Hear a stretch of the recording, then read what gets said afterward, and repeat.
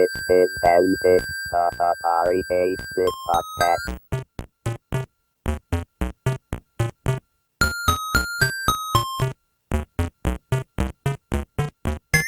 This is Antic, the Atari 8-bit podcast. I'm Kay Savetz. Imagine this. It's 1983 or 1984. You're drudging through yet another day of middle school or high school. But today, there's a surprise, a break from the monotony. The teacher tells your class to put away their stuff and go to the gym, or the cafeteria, or the auditorium. Today, there will be an assembly. As you and your class, and all the other classes, get settled on the uncomfortable folding chairs, or the bleachers, or even the floor, you take in the scene. 2 large projection screens, some speakers and audio equipment you haven't seen before. One of your peers is getting ready to run a spotlight. Then, this enthusiastic person, older than you, but really not by much, explains why you're here. Today, at this assembly, you're going to learn about computers. The lights go down, the spotlight comes up on that energetic host, and you realize this is a different sort of assembly than you've seen before. 2 projectors come on, lighting those 2 big screens. It's a synchronized widescreen movie. The presenter, that not much older than you person, talks to the screens, interacting with the movie and talking to the audience too. It's kind of corny, but your peers seem interested, so you keep watching. The show discusses the basics of computer operation and how computers work differently than the human brain. There's a scene where the computers talk in voices like people. There's a section about robots and a part where Suzanne Ciani shows how she makes music using computers. It touches on computer art and the social implications of computers in the world. 40 minutes later, the show is over, and it's back to class. You've learned a few things about computers and talk about the assembly with your friends at lunch. Maybe you'll ask your parents for a computer for your birthday. This scenario played out more or less exactly that way for more than 1 million middle school and high school students in 1983 and 1984. The assembly was called Computers Expressway to Tomorrow, and it was financed by Atari. According to a 1983 article in InfoWorld, Atari has a fleet of people traveling around the country giving the Atari multimedia presentation Expressway to Tomorrow to a minimum of 500 people per performance at high school assemblies. The traveling show would visit 2,000 schools in 1983 and was booked a year in advance. With the required minimum attendance of 500 students per show, that's 1 million kids. More than 1 million kids saw this assembly that year. The September 1983 issue of Personal Computing magazine said, "Since January 1983, 9 separate touring units have crisscrossed the United States, presenting the show to nearly 1,400 public and private schools, a total of 1.2 million students to date. Touring begins again this September after the summer break and will run through December 1984. In reality, I believe the show ended by the middle of 1984. According to that article, the show was a lively one, with the host on stage for the entire presentation. Several film projectors are going at once, filling 2 huge screens with fast-moving shots. Music is constant throughout. The host is busy either talking to the audience or interacting with the characters on screen. The program aims to give people a feeling of comfort about computing. The show focuses on the many applications of computers today, from storing recipes to teaching a language to tutoring. What survives of this show in 2021? Not much that I know about so far. We don't have the film or the script. Audio tapes were available to help the presenters learn their lines. Informational packets were produced for teachers to hand out after the assembly. So far, I haven't been able to find anyone who has any of those things. If you do, please contact me. What I do have is 2 interviews, memories of that project by one of the performers who went from school to school running the assembly, and the filmmaker. But before we get to the interviews, I want to give some background about the business of producing school assemblies. It turns out that school assemblies are a big business. Computers Expressway to Tomorrow was one of the many shows put on by Rick Trow Productions of Willow Grove, Pennsylvania. These shows were often sponsored by corporations designed to educate kids, but also to get them excited about whatever it was they wanted to promote, such as taking pictures with Kodak cameras, going skiing, or buying new music. According to an article in the Boston Globe from 1972, this is 11 years before the Atari show, but some of the few hard stats I could find, Rick Trow Productions staged 7,000 assemblies in 1971, maintaining 23 touring companies, offering 16 different shows to schools. They put on educational assemblies that promoted products and services from companies that wanted to reach the youth market: CBS Radio, Air France, Eastman Kodak, and others. Its multimedia productions also included titles such as The Black Experience, Environment, Challenge to Action, and The History of Rock and Roll. At the time, according to the article, the company charged a school just $80 per assembly, but by the time of the Atari show in 1983, the company seemed to have changed its business model to offer the shows to schools for free, earning their money entirely from the companies whose products the shows promoted. The companies got access to an audience of young people who might become eager to buy their product, or to ask their parents to get it. The schools got free access to, hopefully, an educationally worthwhile presentation that would broaden their students' horizons. So, find a sponsor, create a show, and hire a team of young people to travel the country putting on the show at schools across America. I was unable to interview Rick Trow, but he was quoted at the time. "Our project puts people at ease about computers. It demystifies the computer. It puts it in its place, which is as a tool." Before students saw the show, Trow said, students had expressed fears about computers, seeing them as difficult to use, and were afraid that the machines would take jobs away from people. The show was aimed at debunking those fears. A classified advertisement by Rick Trow Productions seeking presenters stated that in the early 1980s, presenters could expect to receive a salary of $100 per week during rehearsal period and $500 per week for salary and expenses while on tour. My first interview is with Veronica Wiseman, who was one of the presenters who traveled from school to school, putting on the Computers Expressway to Tomorrow assembly. Her name at the time was Ronnie Anastasio. Veronica did 3 tours of Expressway from January 1983 through April 1984. One of the interesting facets of why this was such a serendipitous job for me was that my father was in the ROTC. And when I was born, we were living on an Army base in Maryland, and he was doing his master's degree in mathematics and computer science. And it was in the early days of computer science. And when he left, the first job he had was with NCR. Then he got a job with the stock exchange, the New York Stock Exchange, and he managed the operations and systems for the exchange, which were housed in huge, huge rooms, mainframe computer after computer after computer. And when I was a child, he would bring home punch cards that we would play with.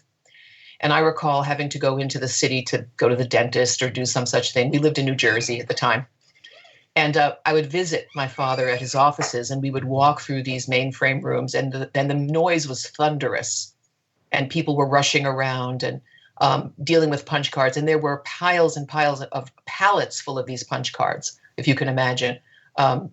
So my early memories of, computers were part of my life because my father was a computer scientist from the very early days of that job. And he went from job to job, always managing operations and systems. And obviously, computers got smaller and things got more advanced, and he had to be on the cutting edge of that. He eventually wound up working in Canada for the Bank of Montreal, again, managing their computerization of going from master charge to master card.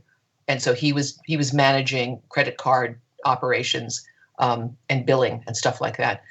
And as a teenager, I worked in summer in those situations. So I was also working in those things as a teenager when I was doing summer jobs. What kind of jobs were you doing for the summer? Well, a lot of it was manual. Some of it was the manual work because it was being transitioned of opening up MasterCard bills and checks and separating them into bundles. And we were, people were counting those things. So there were, mostly women, room after room of women doing these manual jobs, but they were going to be computerized. And my father's job was to do that, but it was prior to that happening. And so I was one of the flunkies, in the mailroom essentially, but it was the billing issue that they were trying to solve and computerize.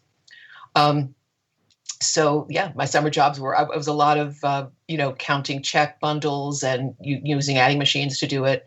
It was all done manually. Wow. So that was kind of that was what it was so interesting about my winding up doing this industrial show about computers, because I'd had this, association with it as a child. I was always interested in acting and theater, and it was remarked upon early by my teachers that I had a clear speaking voice, and it was just one of those things. I was given often the job of reading the thing aloud in the classroom. And in the early, years of my life, 10, 11, 12 years of age, people would tell me, oh, you should use your voice somehow. And so I just was attracted to doing theater, and I did a lot in high school, and I decided to major in it. And I did. I went to BU, and I graduated in 1981 with a degree in theater performance. And I went to New York to try to break into the theater world, acting. And I looked a lot like I do now. I mean, I'm 60 years old, but I really kind of had this demeanor and this, body size and all the things about me that were me. By the time I was 15 or 16, I was kind of this persona. So as a 20-something actor, I was a little bit of an odd fit. I had difficulty getting seen. I wasn't an ingenue, but I was in my 20s, right? It was fine in acting school because I was used all the time. Since I looked and sounded, I could be any ethnic group, any character. I could use accents. I became sort of facile with those kinds of things. I was flexible as a performer, and it was useful when we were in a pool of 20-somethings and you had to cast a show. There was always something for me to do. But when I got to New York and I was in the pool of 20-somethings and I looked and sounded like this, it was a little bit difficult. So what wound up happening was I began to do sales as a job to earn money, because I could learn a script, I could learn a pitch, and I sounded very, easy to listen to and convincing. Mm-hmm. So I started to realize that I could kind of sell things. I sold light bulbs. I sold the New York Times. I sold the New Yorker. I did a lot of phone banking. After a couple of years in New York, I had little jobs acting here and there. I was thinking about working with a comedy troupe, and I saw this ad for an industrial job with a company called Rick Trow Productions out of Willow Grove, Pennsylvania. And they were looking for people who could be basically a spokespeople for various industries. And essentially the job was a touring job. I auditioned. They auditioned people in New York typically to find their actors, which is typical, obviously. New York or LA would be the place. If you wanted to find an actor, you would go to one of those places, sure. Typically. Mm-hmm. And that's still true. I walked in. I read the spiel. I read the piece that they wanted me to. And at that point, it was not for a computer thing. It was just a generalized. They're looking for actors for who knows what at this point, right? Exactly. At that point, actually, I was. I auditioned with a script from a show about cameras and film. Polaroid was working with them on a show, and that was sort of being phased out. I never actually did the Polaroid show. Yeah, they wanted to see my patter. Was I easy to look at? Was I easy to listen to? Would kids like me? Would kids listen? I'm not sure what the attributes of a person that they were looking for were, but I obviously fit them. I was kind of hired like on the spot, and it was a great job. It was very lucrative, and I was psyched. It gave me some idea of my ability to do something that could, obviously, I wanted to do more creative work on the stage and, be in plays and ultimately possibly TV or movies. It was, of course, in my head that I would do that. But in the meantime, you always were looking for that paycheck. And I was doing other things for that paycheck that weren't that fulfilling. And this felt to me like, this is a way to earn a paycheck and to get some life experience and use my skills and training. So it was kind of, and I was only 22. So it was quite exciting to be told, all right, and then you're going to go all over the country and you're going to do this thing. So it was to me, it was the most exciting thing someone could have, I would make money, I would use my skills, and I would see the country. Like, okay, I'll do it. Sounds exciting. I believe, as far as I know, you did this from approximately January 83 through March of 84. Does that sound about right? Yep. Or and April 84, sorry. Yeah, and they did it in tours that essentially ran for almost, like, think of it as a sort of semester. So they would put you out on the road between after the beginning of the school year, because mostly the shows were done in schools, junior high and high schools, sometimes civic auditoriums for whole towns, if the town were small and they wanted, to capitalize on the numbers of people that would be there.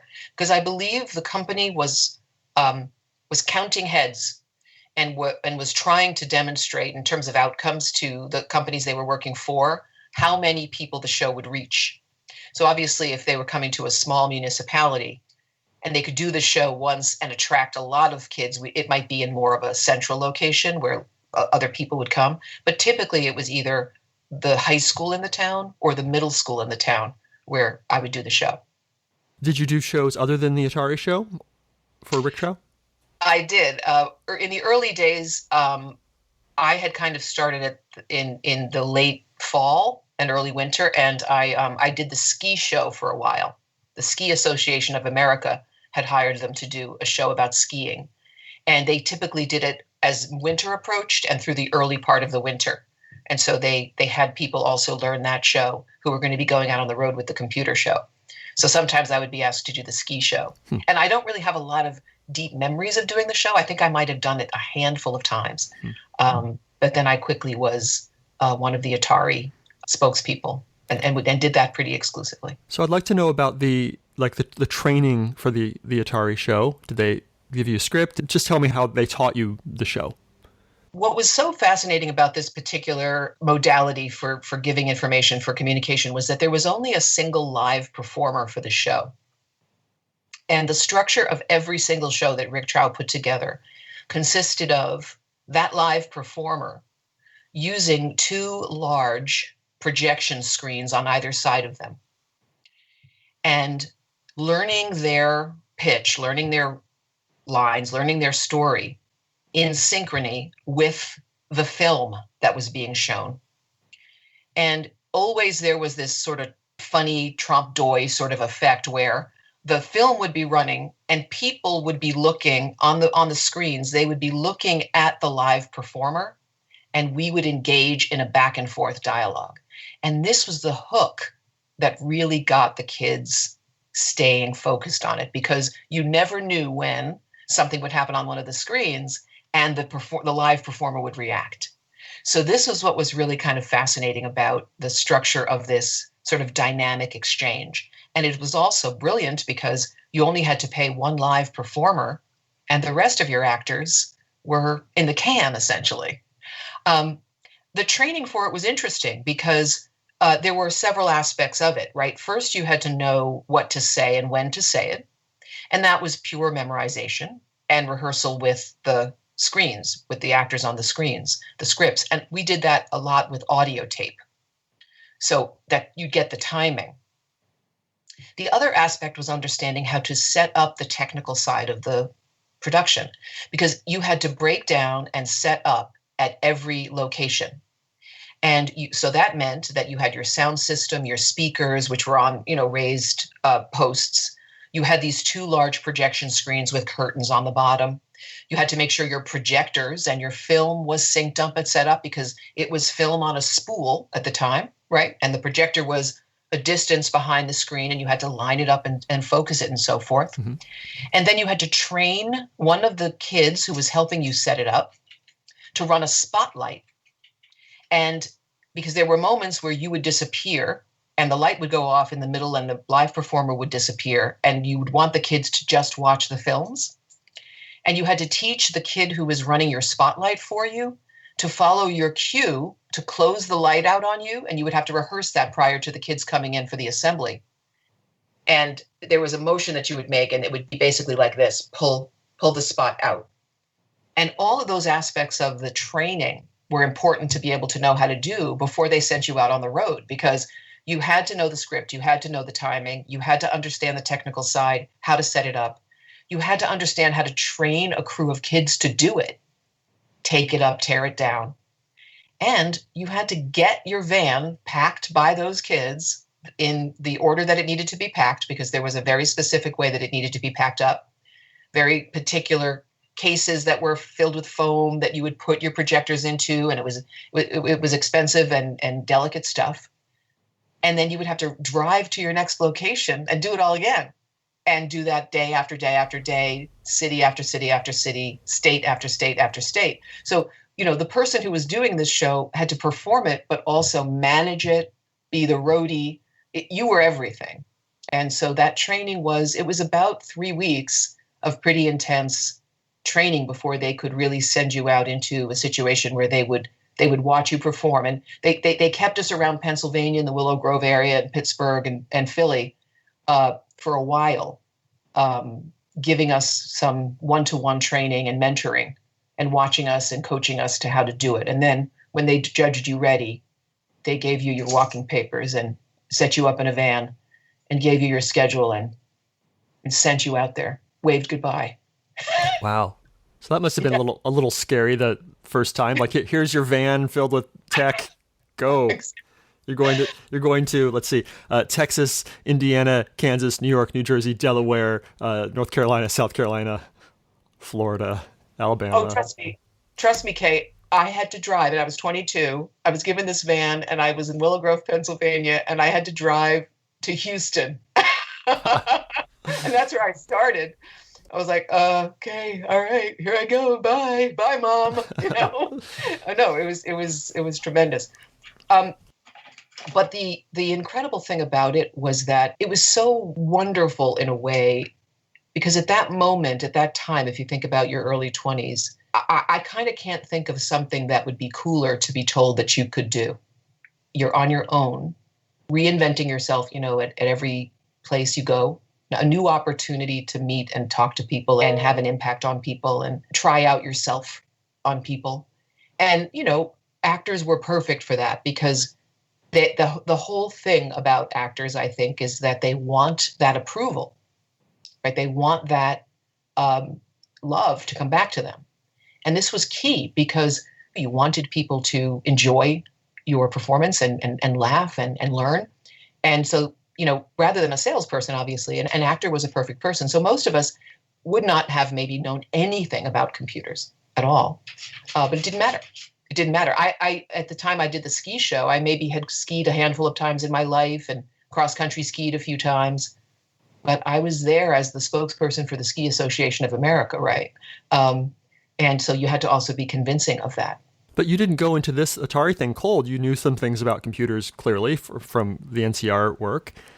Yes. Right? And I also had, I grew up in the Northeast, and I went to high school in Connecticut, and I went to BU. And, these are places where, there was a lot of technology around. One of my good friends had one of the early Atari computers, and I played Space Invaders. I remember playing Space Invaders on her computer in her Brooklyn apartment, probably in, 1981. And because my father had that background, if there was some new, funky, cool thing around, we would wind up trying it out, right? So I did have exposure to technology, but I was in that high school class. I graduated in 77 from high school. There was a computer lab in our high school, but there were only 3 or 4 computers in it. And we were still taking typing on Smith Corolla typewriters. And that's what I had when I was in college. If I had papers to do, I did it on a Smith Corolla typewriter. I didn't have a computer, right? Sure. So it was, I wasn't in a situation where it was, computers were as, in the course of my lifetime, it's been about that, really. It feels like it's just been about how computers have changed our world. And I'll tell you a little story about an aside about my second career, if we can get to it, which is also interestingly related to computers too. So, okay. But this was a gift to a 22-year-old person for sure. I bet. So you arrive at the schools. They team you up with the AV club or whatever to help, exactly. Right? A lot of plastic pencil holder, but sometimes the football team. Huh. Yeah. Sometimes the drama kids. Like a lot of the times it was who's the techie for the drama club that knows how to do the light. And sometimes I would ask for 4 kids, 4 to 6. Sometimes I would get 2, but often they were the 2 crackerjack kids who could take direction, move things, and were completely and 100% into it. Like we're so psyched. They were getting out of class and they were hanging out with some 22-year-old woman who showed up at their school and was going to perform. One of the things that Rick Trout did, and I think it was absolutely brilliant, and it was part of their plan, whatever the show was, they would try to identify a local radio station in the towns that we would be visiting. And quite often that would be a place where the performer who was there could make some connections. So it was a way for their performers to have a point of contact in a community. And if it were possible to, a DJ would come out and introduce the performer of the show, a DJ that the kid knew, the voice that they knew. Sure. If that wasn't possible, I had a tape of that person's voice introducing me, a cassette tape. So if I didn't have a live DJ come to introduce me and patter and warm up the kids, I did have a taped version of that. So it was great because I was introduced as if I were a celebrity, as if I was someone that this person knew. And it would be, like, I want to bring out Ronnie Anastasio. She's going to be teaching you today about Atari computers. Give her your attention, folks. It's a fascinating show, and she's a good friend of mine, Ronnie Anastasio.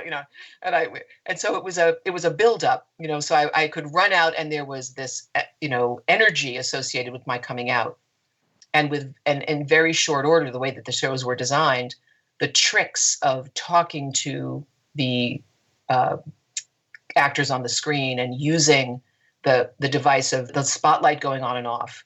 That was built into the early minutes of the show. So the kids absolutely were primed to realize that this thing was going to be surprising and unexpected things were going to happen.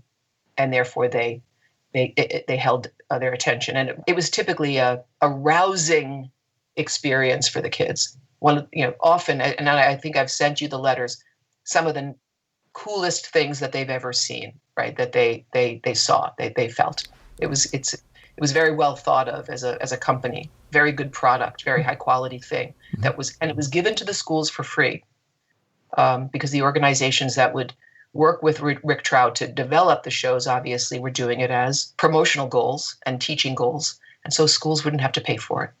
Yeah, Rick Trout, in my research, they put on thousands of shows a year. I had no idea that putting on school assemblies could be, was a profitable enterprise for anybody, but apparently it was. I read at one point that for this Atari show, maybe what I read was a typo. They had 700 people doing this Atari show. Do you think, is that even possible? Absolutely. Yeah. They were training dozens of people in maybe a dozen or 15 people at a time. So in my cohort, right? And they needed more people to do it because if you think about it, well, let me give you an example. The first market I went to was Texas. And I was planning on going, I didn't really realize it at the time, but I wound up in graduate school in the years after I did this show. And the way that my payment was structured was I was getting a stipend for my work, and I was also getting per diem for my living expenses. Of course, I had to buy gas for the van, make sure it was maintained. I had to do that, right? I was being reimbursed for that. You're sleeping in hotels or in the van, or? Well, you were given a stipend and a per diem payment for your room and board, and you got to decide how you use that money. They didn't tell you where to stay. They just told you where to go and where to show up to do your show. Where you stayed was up to you. I wound up figuring out early that if I were to put a pin in the center of whatever the market I was being sent to, and I looked at my travel, driving responsibility, and I could calculate that I was within, an hour's drive of most of these places for the next, say, 2 to 4 weeks.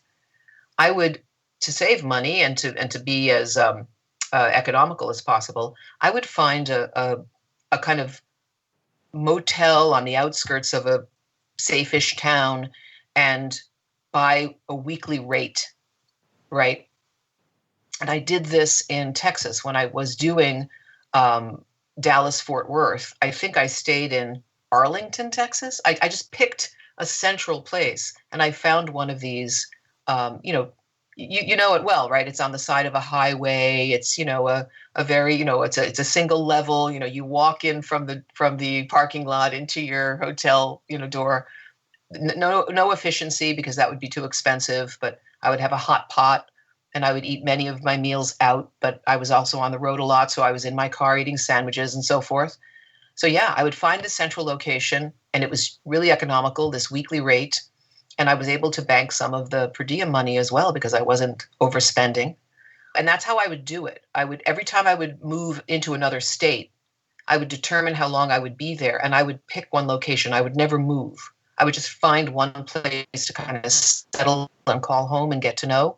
And what was nice about it was, then you were going to the same coffee shop every day for a couple weeks, and you would be a familiar face almost immediately because of your routines, and that was super helpful. Also, you'd get to know the person who ran the place, and they would know you and your story, and so they would give you directions, and they would come to care for you. Many of these hotels were run by families, often families of people who had just immigrated to the country. When I was in Colorado, I stayed in a place that was run by a South Asian family, and I was there for about 6 weeks, and I got to know that family. They were running the motel that I was staying in. Interestingly, when I was in Colorado, and I was there, I guess it was in '83, I played Columbine High School, and I remembered it after the terrible tragedy at Columbine that I had been in that school. So yeah, it was one of those, you were basically on your own to design your own life outside of your commitments. And we were talking about the number of shows that were required. Yes. I could stay in a market like that for a period of 4 to 6 weeks if it were a big one, like in the middle of Colorado or in the middle of Texas. And I could be given 2 shows a day, which typically I was, a morning show, a drive, and then an afternoon show. And I could be there for a period of 6 weeks and not get to all the schools, not even close. So the goal was to saturate the market. They really wanted all of the kids to get the show, as many kids, and it was really their mission, as many schools as we can get, because that was the measure of the effectiveness of the organization to the corporations that were hiring it to do this job, right? They were talking numbers. How many kids, how many shows? So the more shows they could show that they were doing, the more likely they would be to have it continue. And that was the absolute metric which they used to determine whether the show had lost its steam. Are people still wanting it? Right. Right. Yeah. So I'd like to talk about the show specifically. The script seems to be lost. The film seems to be lost. So you are probably the only memory of what the show was. So I would like your memory of what was taught, how much was educational, how much was just like rah Atari, computers are fun, go buy one now. Just tell me everything you can about the actual content.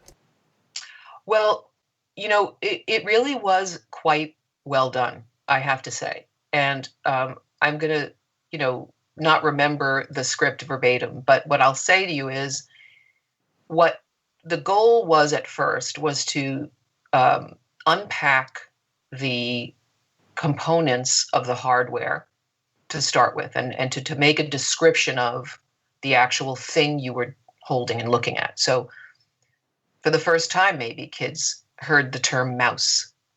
That was described. Keyboard, motherboard, right? Screen, monitor. These vocabulary words around which we know now are so, second nature. For the first time, some of these kids were hearing these words and having it described. The actors on the films were huge because these projection screens were massive.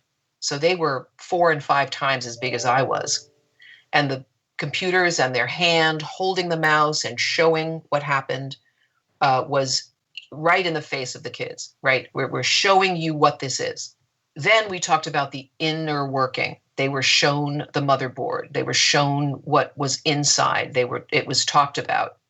ROM was described. RAM was described. So, read-only memory, random access memory. These things were described to them, and they were shown that.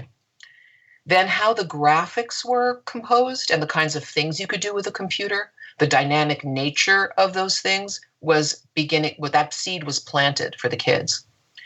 So it was really computers 101. It wasn't so much about Atari per se and those products, although you saw Space Invaders being played.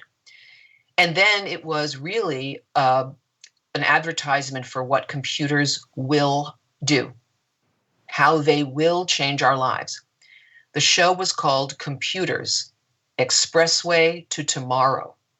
And so after these basics were described and the kids were able to see some of the changes, the color monitors, the colors how you could use text and manipulate text, how you used a pull down menu, what that looked like. The cursor was described, clicking was described, all of these, these manipulations. When you left this, if you were paying attention to it, you had a good primer for what it would be like if you had a computer and what the kinds of things you were going to use. It was designed to have the children want to ask for one, right? That was the goal, I think. I need one of these. And for the schools to see, yes, you do, right? You do. And then it was just basically this love affair that the world was going to have with computers and the kinds of things we were going to be able to do with it and how we would be able to reach around the world with it. And it was before the internet, but the internet was hinted at, right? The internet was being understood to be on its way, that this was going to enable us to have the world in our hand. And so there were moments on the screen where you saw the actors interacting with people from other places.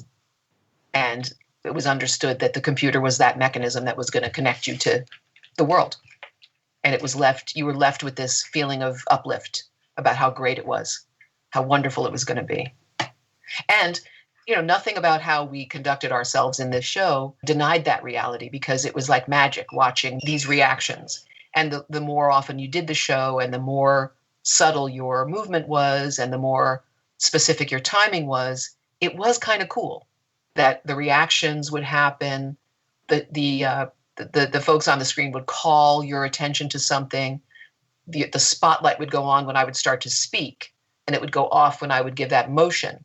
So as soon as I started to talk and it came on, it was driving people to feel this excitement and this joy, right, and this wonder about it all. It was really effective. But the script itself, I mean, yeah. I literally can't remember actual lines from the scripts per se, but I really remember very clearly the ROM and RAM conversation and talking about the mouse and a lot of the components of the computer. So it was very much designed to be something that would enable kids to, it was to demystify this thing, right? It was to expose it. In the letters that you sent me, and my goodness, thank you for that. A lot of people talked about the speech synthesis demonstration. You could hear a computer talk and how that seemed very exciting to people.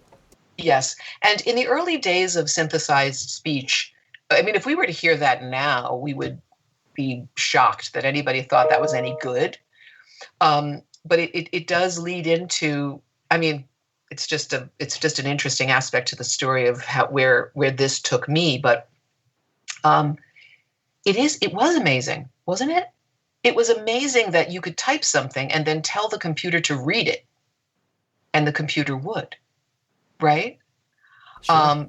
And the computer was a character in the show that would talk to me.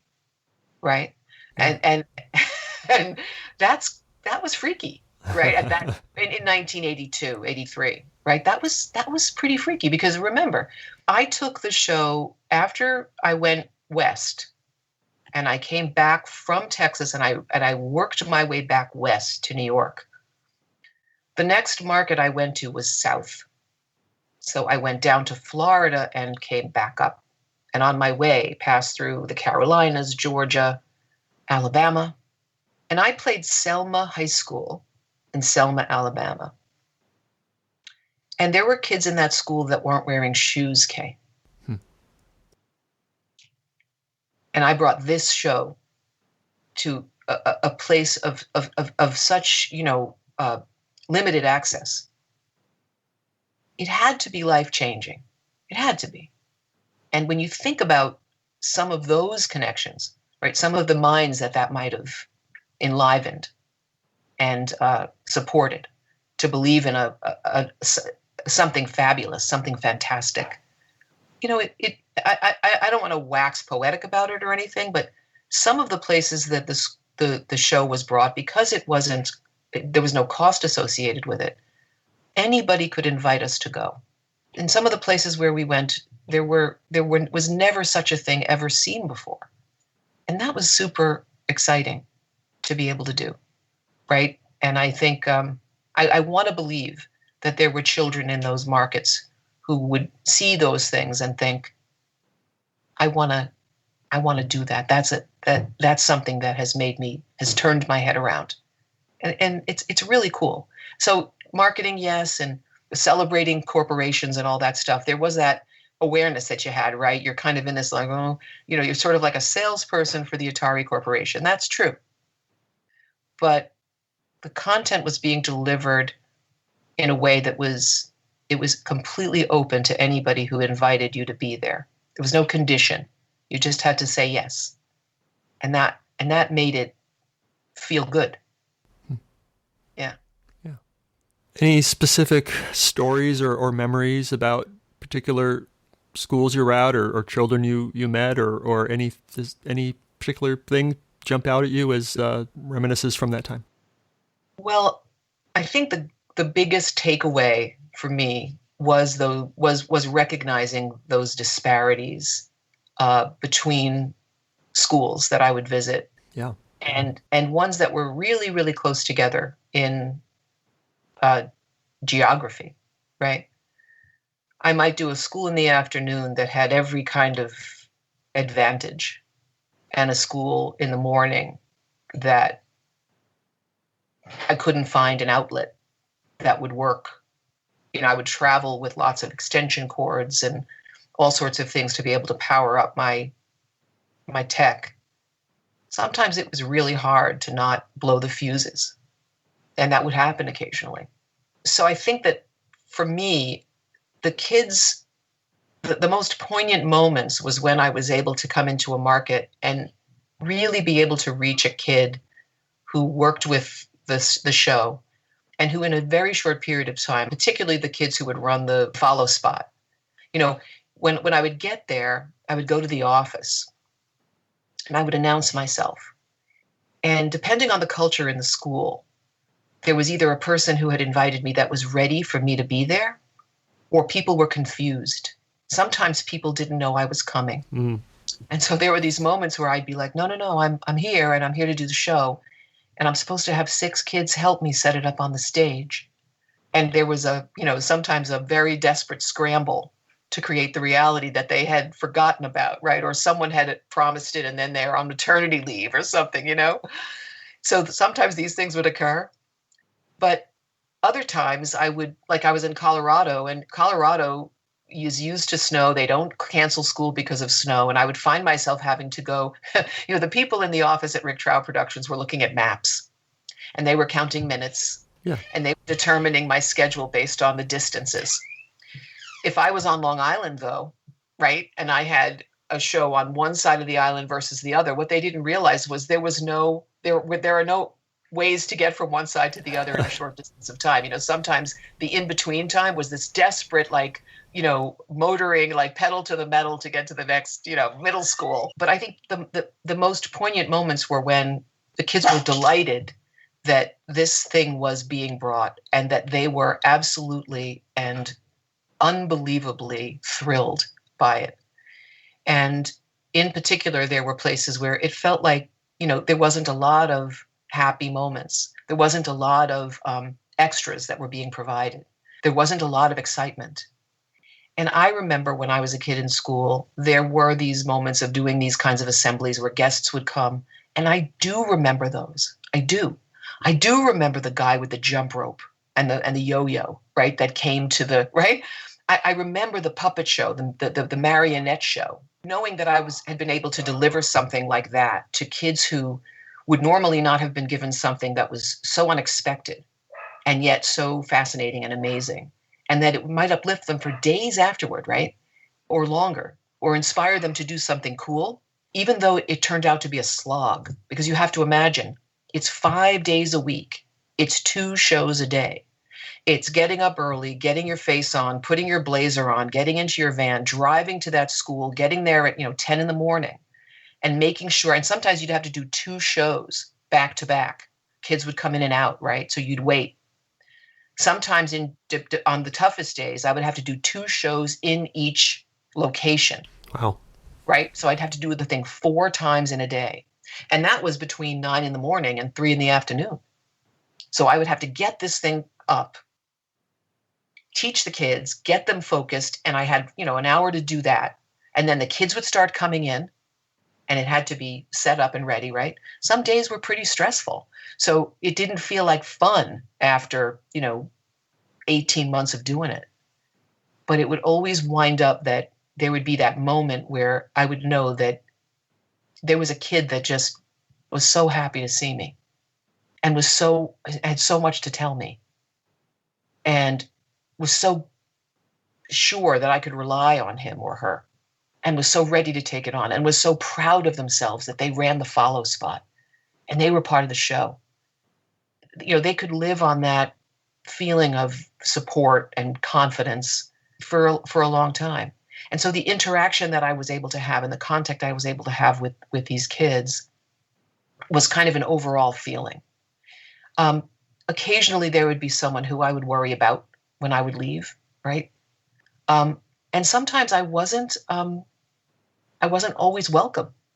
I remember being in a school where the kids were so unruly and so out of control that the show had to be stopped. They were actually throwing things at me. And this only happened one time, and it was extremely strange. It was one of those schools that the person who had booked us had not remembered that they had booked me. But it was in a market where they did have a DJ, and the DJ was at the school with me. And they wound up witnessing this DJ, this unruly crowd of kids who were very disrespectful, and in the end had obviously prepared wet napkins or whatever they were throwing at me, right? And the show was called off and the kids were sent back. And this DJ wound up being such a great support in that moment to this sort of disastrous outcome. And I remembered thinking it was a moment of realizing that school, for whatever reason, was in real trouble. The leadership in that school was really lacking.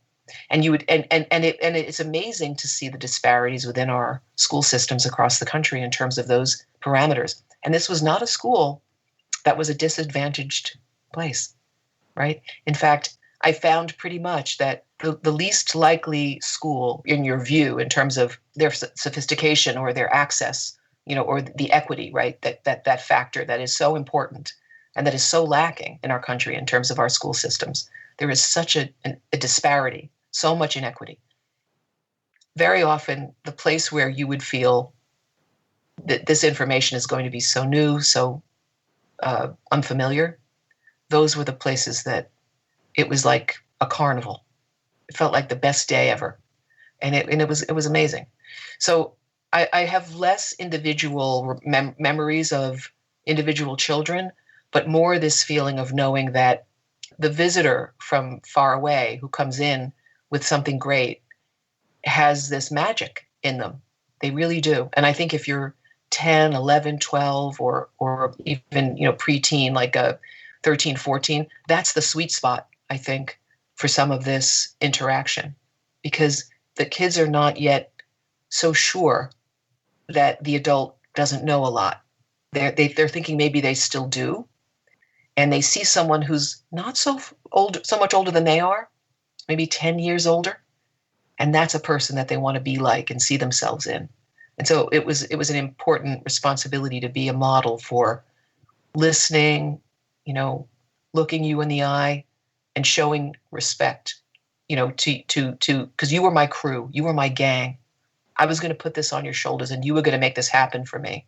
And if I could sell that in the first minute of meeting my crew, I knew I was going to have a good experience, And it did provide me with a great deal of self-confidence.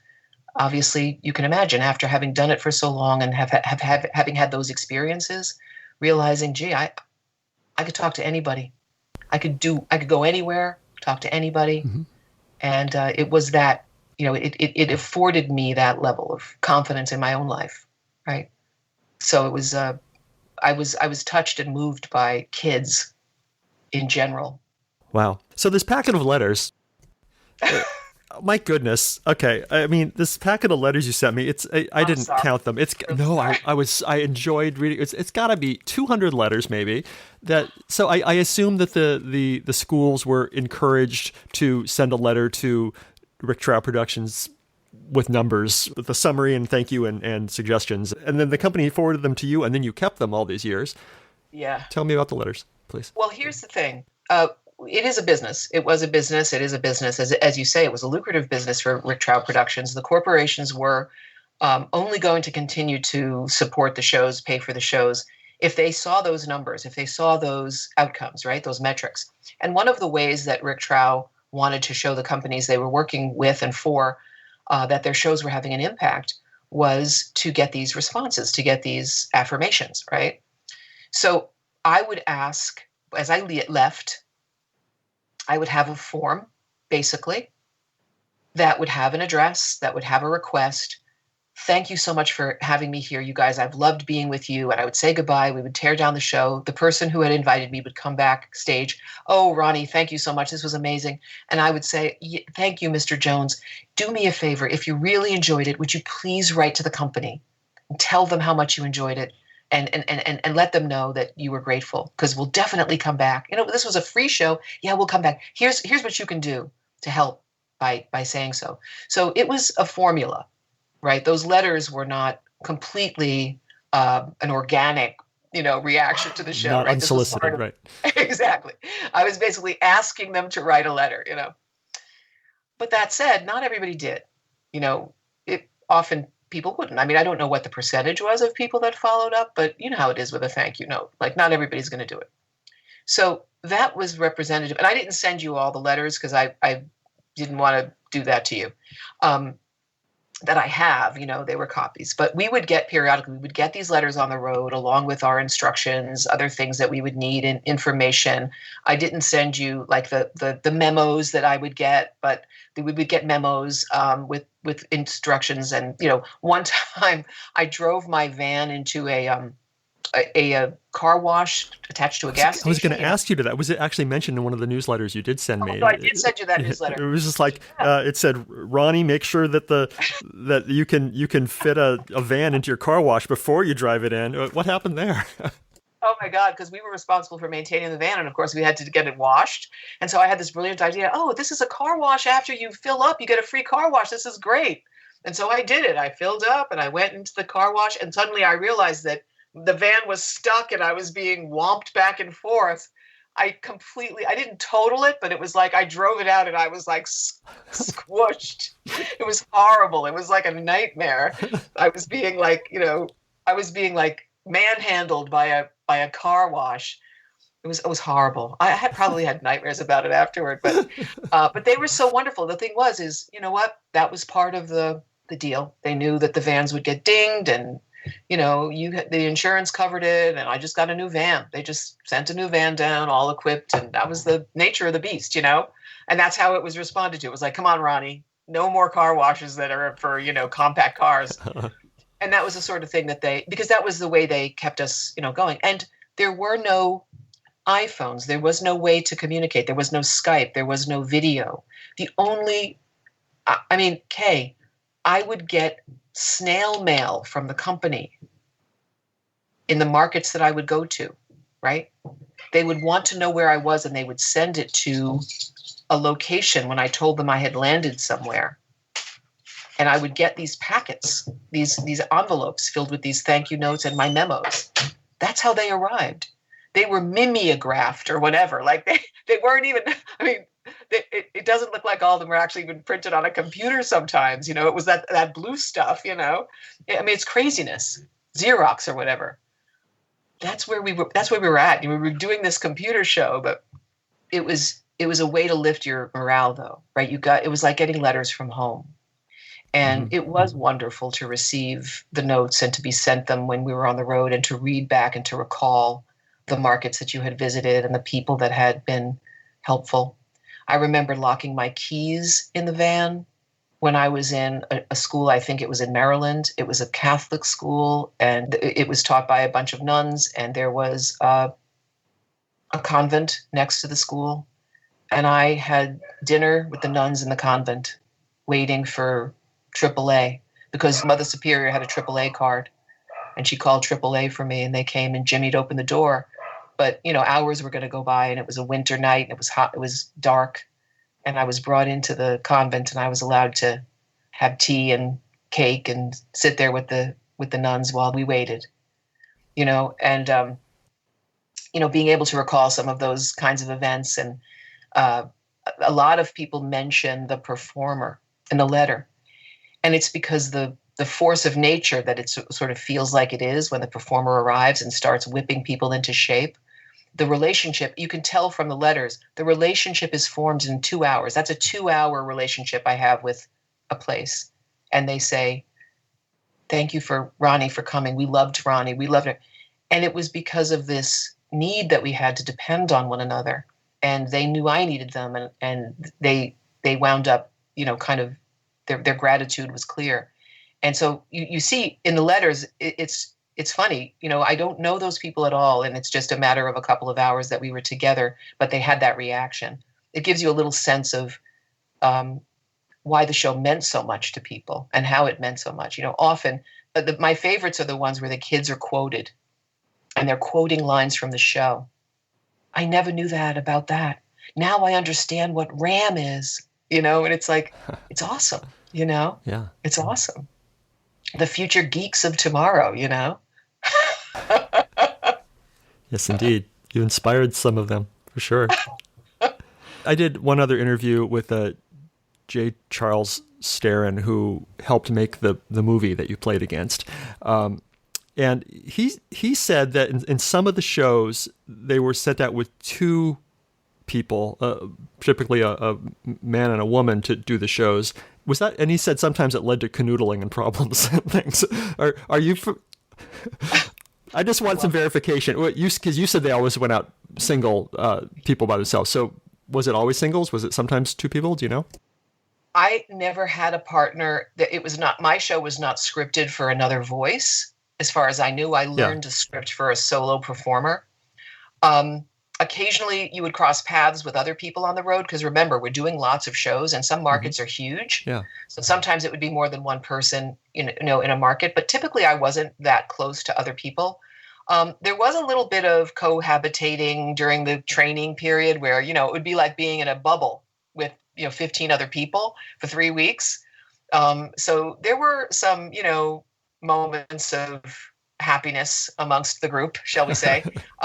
But I don't remember it being, we weren't touring together. We weren't on the road together. So I'm afraid I don't have any, good stories that way. When I went to Texas, the first thing I was able to do, though, was spend a weekend in Galveston with my brother, who was doing a postdoc at the University of Texas. So it was one of those things where I would never have been able to go out to Texas or afford to travel to see my brother. But there I was being paid to go. It was kind of great. So nice. Yeah. You were obviously a competent and savvy young person who managed to travel and see the country. I absolutely know that to be true. But were you always safe? I mean, this seems like it could be dicey, staying in in motels and. I was not always safe, and I was not always smart either. But I'm not a person who really, I never was really into a bar scene per se. That wasn't that wasn't my bent beforehand. But there were times where, because I was alone, that you were in these situations where, people were traveling also, and these hotels were frequented by, often, say, construction guys who were working on a big building, and they were steel workers, and they were being brought in to put up a structure. So things, hotels would change their, makeups as people would come and go. So I had to be careful, and I spent a lot of time alone because of that. I did not want to, and I didn't have a lot of time, honestly, Kay. I mean, the days were 10-hour days. By the time you got back to that hotel room, you were exhausted. I was happy to, go to Denny's, eat my ultimate omelet, and go home and crash and get up the next day and do it again.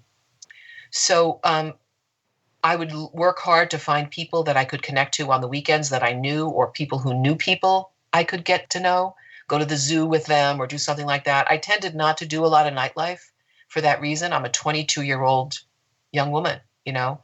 But I had a few moments where I did have to leave a hotel in Texas in the dark of night. Like, I knew I had to leave.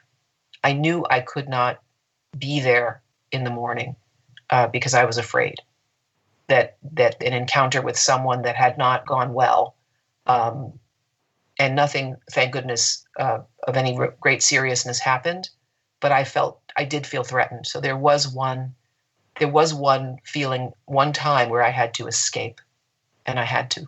So yeah, it definitely was true. And then I remember being in Florida and being kind of on the coast near Cape Canaveral, which isn't even called Cape Canaveral anymore.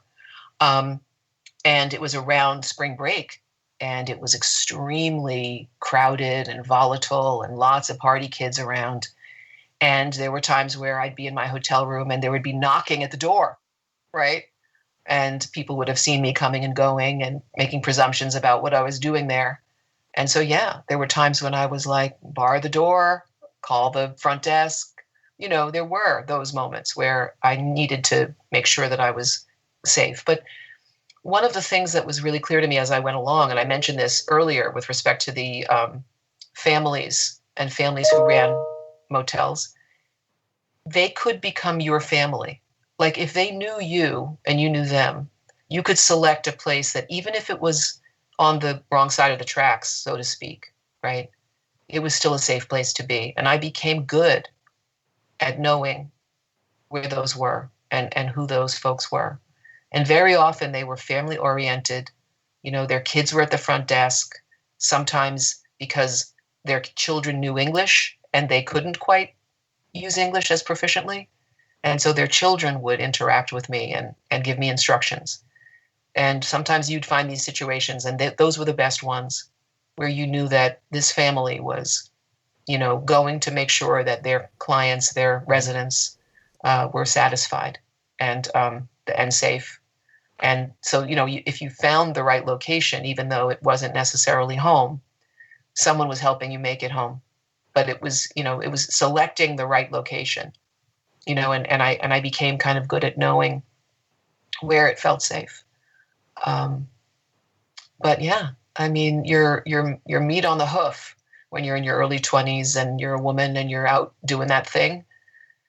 You know, it doesn't matter if you're alone and people see you coming and going and you're alone. It is serious business. You do have to be on your guard. I hate to say it, but and it doesn't matter where that is. You know, Sure. you always have eyes in the back of your head for sure. My father begged me to buy a trench coat. Just wear a trench coat. He kept saying, "Could you please wear a trench?" You know, it was a joke, but what he was trying to suggest was that, could you be incognito? You know, could you not be a 22-year-old girl by yourself? Right. And it was, you know, it was a thing. Yeah. Thank you. Yeah. So how did your time at Rick Trow Productions come to an end? The truth was that in between my tours, essentially, we called them tours, and I think I had 3. I think they considered me a person who had done 3 tours because they were of a chunk of months that would be called a tour, and then you would get a new location. So I did my west to Texas back again. I went down south and came home again. And then I begged them to let me live at home, which was Brooklyn at the time. I shared an apartment with a couple of other actors in Brooklyn. And they allowed me to do a show in the Long Island, New York, New Jersey. So I was doing those shows in Jersey and Long Island and the New York area, Southern Connecticut, from my house, from my apartment in Brooklyn, because it was tough to be on the road for that amount of time, and they agreed. And those markets were a little bit more complicated because it was harder to travel in those areas. But by then I was experienced. And I was still acting. I was still trying to get acting jobs, other ones. I was thinking that I was, you know, wanting to wind down. And I was taking voice lessons from a guy who was on like Amsterdam and 74th Street in Manhattan. And I'd go up to his apartment, and he had a couple of pianos, and it was very ornately decorated. And he would give me a voice lesson, and I would give him $60, 60. And this was 1983. Yeah. My Serious money. hard-earned cash, right? Giving him cash money. And I was thinking, how can someone, what can I do to get cash money for working with someone one-on-one? Like, other than the obvious, right? And I thought, you know what?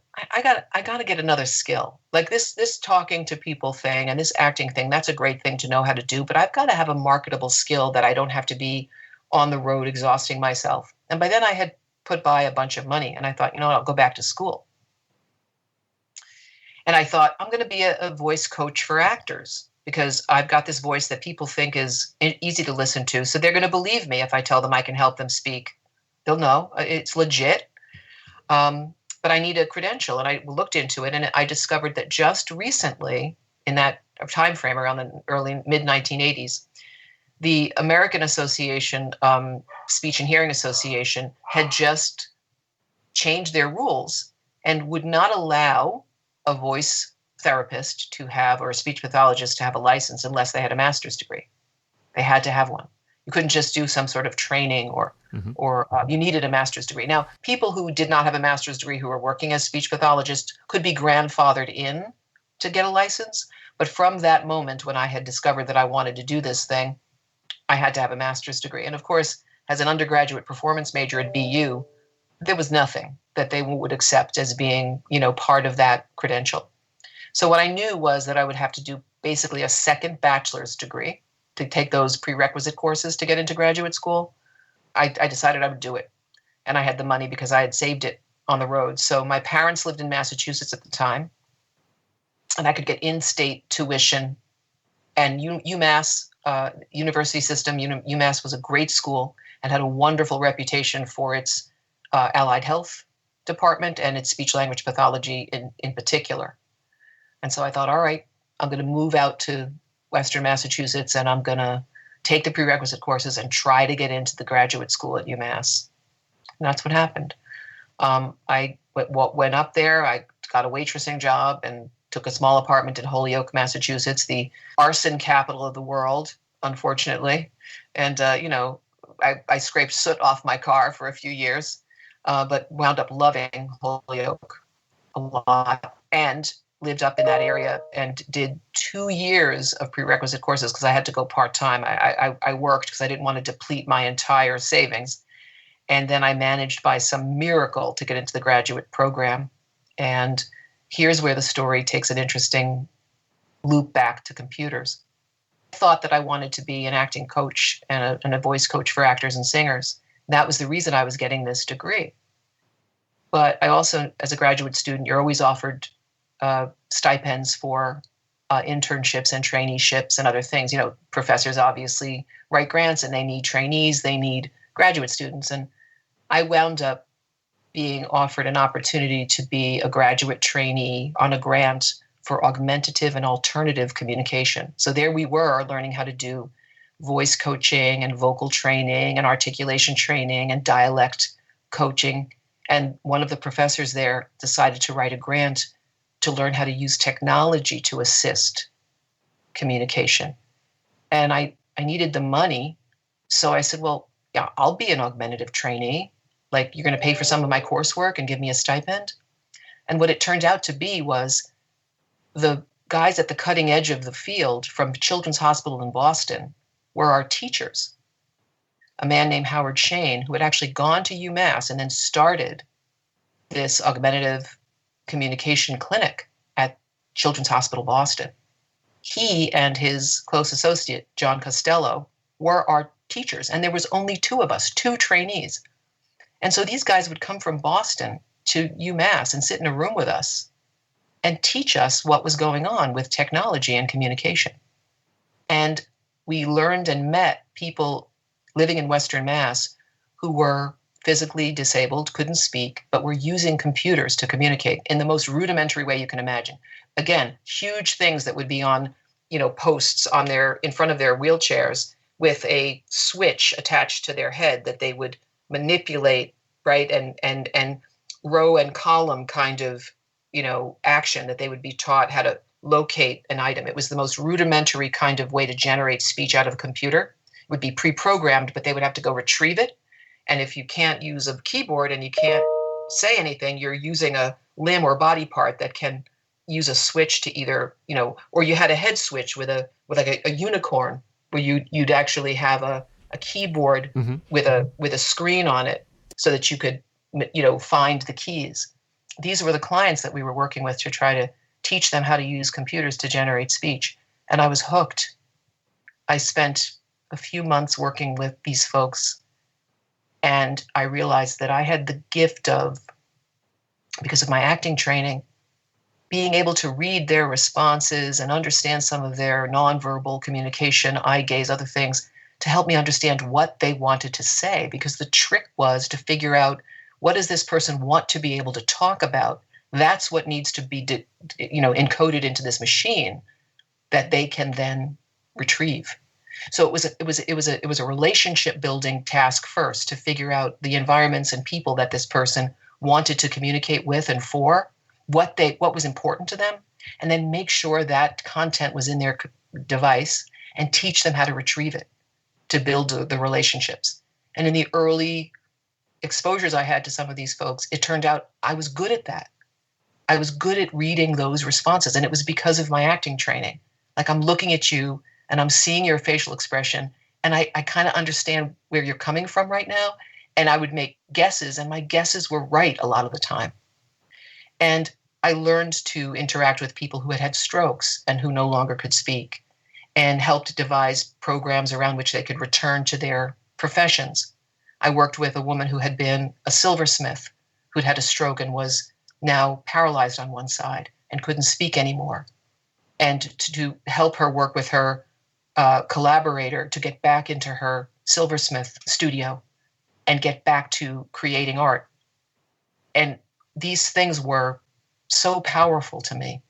And I abandoned the idea of vocal training and coaching for actors, and kind of abandoned acting for myself for a while, and devoted myself to working in the disability community and bringing the computer voice to people. And that's what I did. I did it for 20 years. Wow. Yeah. That seems very gratifying. Kay, I had an experience of going to a conference, an international conference in communication, and I brought one of my clients and her device with me. And we spent a week in Dublin. And it was the most wonderful thing to be able to travel around the city and be part of that experience and bring a client of mine on a trip of a lifetime with a device that she was using in this conference that I had helped her learn how to use, and other experiences, programming a device for one of my clients so he could go and participate in the Stations of the Cross, very devout Catholic man, and pre-programmed his device to be able to say the prayers in the Stations of the Cross. I mean, these are the kinds of things that maybe it was me that got filled with that wonder, right? Yeah. I think it did, yeah. What do you do today? Well, the full circle thing has happened, and I am acting again. I wound up getting married in my early 40s and had a couple of kids, and decided, I have been all over the country and done so many things for myself, and, really been focused on a career. And I decided I'm going to focus on my kids because I'm having them later in life. And I was lucky enough to be able to stay home and just do some part-time work. Mm-hmm. And I wanted to do projects in school, and I started to work with the elementary kids when my kids were smaller on plays in school. And I started to realize, hey, I remember this. I remember doing plays. I remember singing. I remember dancing. And I just wound up getting involved for a while in community theater. And then a local woman who came to see me in Nonsense. I don't know if you know the show, but it's a show about a group of nuns. And after the show, she came up to me and she said, "What are you doing? Like, you're a serious actor. Like, what is going on?" And I was like, "Well, yeah, but it's community theater. It's great. It's fun. It's lovely." She goes, "We should do something." And she wound up founding a theater company in Boston called Sleeping Weasel, and I became an associated artist. And it just evolved from there. I began to become involved in the Boston theater community, and now I am. And so I'm back doing work. Unfortunately, now a lot of projects are happening remotely over Zoom, but the fire is still burning, and people are still beginning again to try and figure out what to do on the performance side. But I'm happy to say I became part of the Boston theater community, and now I move in those circles and really have had a great experience getting back to theater and performance and bringing some of that to my town as well. Lovely. Yeah. How nice. What haven't I asked you about the time doing the Expressway Tomorrow show? What haven't I asked you that I should have? I think we've covered it. I guess I want to thank you for, your email to me when it was sent. At first, I thought it was like a gag. I saw it and I thought, what is this? This was something that was so far deep in my past. It wasn't something that I thought would ever come up. And the fact that I had saved these mementos from it made it clear to me when you asked me, and I was finally able to go back and dig them out because they were buried so deep, Kay. I think it took me a long time to go find them. I knew they were there, but I knew they were like at the very, very bottom, with the mouse fluff, Right. But what it did, for me was to provide me with an opportunity to think about the journey of my life. And, I'm 60 now. I was 22, 23 then. It was a long time ago in the course of my life, but it was a thing that really shaped my life. And it really occurred to me that we don't know what will do that, right? We don't have an idea when we're in something, how it's going to have an impact on our life and ourselves going forward. But what you did, Kay, by bringing that up again was to help me with the now, right? The knowing that we don't know what is going to be of benefit to us now. When we look back on this, there will be those things. And as we are human beings, we will look for those things that made that experience valuable, because that's what survival is, right? You look back on the thing you did and go, what was the thing that was so good about it? And that was what I was able to do, was remember how helpful and good and life affirming and path building that thing was. And I think I'm reflecting on that now the same way. Like, it enabled me to be positive and feel optimistic even now. And so I want to thank you for doing that. Thank you, Veronica. I thank you very much for your time. Hey, well, thank you so much. And, as you go along in your life and you do these things, just know that you're changing lives too. You're doing it now. You did it for me. So thank you. Next is my interview with Dr. Chuck Starron, the filmmaker. There's no way to make really any sense of the story of how and why I built this one project without putting it in the context of where I was at that point, what I was doing at that point, and what influences were coming together at that point, which makes the story longer to tell. To me, it doesn't make any sense, because otherwise it's just a blip in the many, many things I did in my career. How I got into filmmaking is basically an inheritance. I grew up in Hollywood. My father was a Hollywood guy working at the studios, Hollywood creative executives type. And I grew up in the industry. So I had finished my graduate school and my PhD after getting a doctorate, a couple of master's degrees and a doctorate here on the West Coast. I went into leadership roles in mostly health and medicine nonprofits. And the reason for that was that partly because that's the jobs I was offered, but partly because it was a time, you have to remember, in the late 70s and then stretching into the early 80s, where it was just before there was cable television, quite a ways before there was satellite channels, and also, way before there was streaming, which meant for those of us in the documentary, what was called documentary television in those days, if you wanted to make a career in that, you had to be involved in nonprofit. You had to have a shelter of nonprofits, either work for them or everything, because the only funding for projects, even though much of it came from commercial sources, they were doing it for tax write-offs and some logo exposure under PBS rules. But it was mostly somehow through PBS and CTV. There was the beginnings of the development of what became the Discovery Network and A&E, who I've worked for, and all these others. I got into it just before there was a recognition that funding television wasn't just for tax write-off, but it was good marketing. It was good advertising. It wasn't really recognized. There was people who were thinking of it that way, beginning to think that way, but it wasn't really recognized. Anyway, so I started running some pretty well-known national nonprofits in executive positions, but it just wasn't moving fast enough for me in the direction I wanted to go. And I wasn't just interested in medical and health topics, although I was interested in medical and health science topics. I was interested in a lot of topics, including investigative, journalism type documentaries, which is where I ended up mostly. So I was doing this on the West Coast, and during a national tour, me and one of the other directors of the network of clinics that I was co-running in California, these were nonprofit public clinics and things, which had some media stuff going. We went to Washington, D.C., and we talked to different congressional committees and things like that on various things.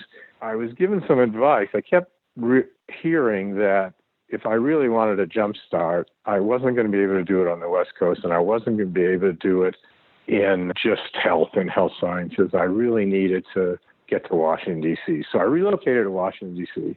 with the intent of getting executive position in a nonprofit or national association that had established or budding media division that I could use as an umbrella for my own interests as a filmmaker, as a television producer. And by accident, I was offered a high-level position in an association, and here's where it gets really focused down to the nitty-gritty of. And it wasn't by intent. This part was by luck. I ended up being invited, having been also as in my personal time, I've been a lifetime boater and lived on boats as liveaboard for most of my adult life to that point since graduate school.